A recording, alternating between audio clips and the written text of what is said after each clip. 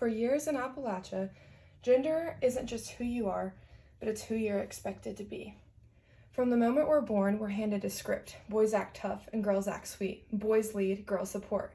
These expectations aren't just passed down, they're performed over and over until they feel like a truth, until they feel like a stereotype. But gender isn't normal, it's cultural. It's shaped by place, history, and power. And in Appalachia, these performances run deep. This is a story about how these gender roles and stereotypes have been taught and reinforced in Appalachia and lived down every day. But it's also about how these roles are being challenged.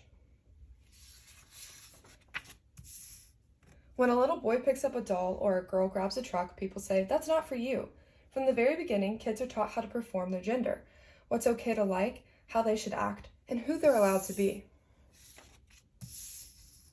In Appalachian households, women are expected to cook, clean, and care for the home. These acts of care are often seen as natural, as if they're just part of being a woman, not choices, but obligations. It's a gender performance so deeply ingrained, it rarely gets questioned. Meanwhile, men are expected to embody strength, physically tough, emotionally distant. Coal miners, lumberjacks, farmers, cowboys, these aren't just jobs, but they're symbols of what a real man is supposed to be in Appalachia. Women are also seen as nurturers, mothers, teachers, caretakers. It's as if their value lies in what they can give to others. They're praised for being selfless, but rarely for being ambitious, assertive, or independent. A man with multiple partners, he's a ladies' man. A woman who does the same, she's a whore. In our culture, sexual freedom isn't measured equally. It's another way gender is performed and policed. But there are women who are pushing back in their own way. They're starting small businesses, selling crafts, and growing side hustles out of their passions.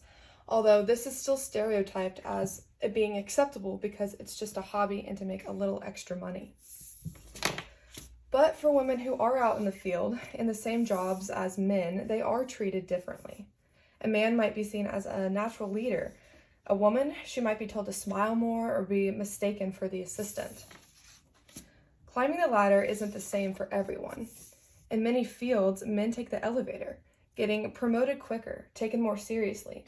Women have to take the stairs, longer, harder, with more pressure to prove themselves every step of the way. The idea is that men are the bosses. They're the head of the households. And this is still strong in many Appalachian communities. But it often means that women are the ones doing everything else, raising the kids, cooking, cleaning, without ever getting the same respect. But what happens when someone doesn't fit into either box? In small communities, like in Appalachia, it's often met with rejection, confusion, or silence. Appalachian culture, like many others, has pushed these people to margins for years. But change has been happening. In towns like ours in Huntington, people are pushing back. They're speaking up. They're fighting these gender norms and fighting for inclusion.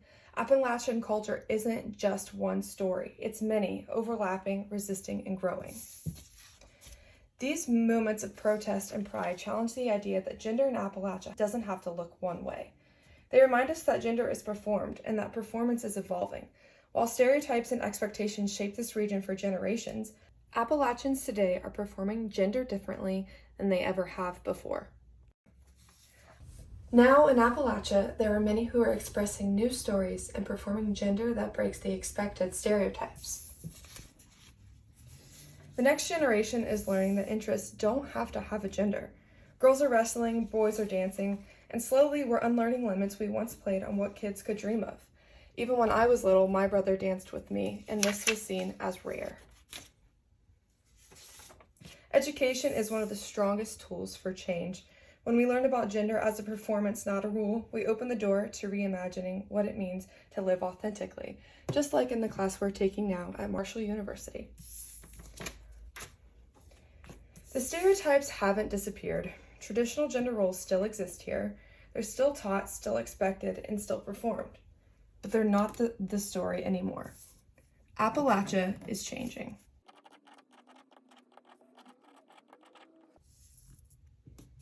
Yes, the old roles still echo, but more and more they're being questioned, reimagined, and broken because Appalachia is changing, and this change is ours.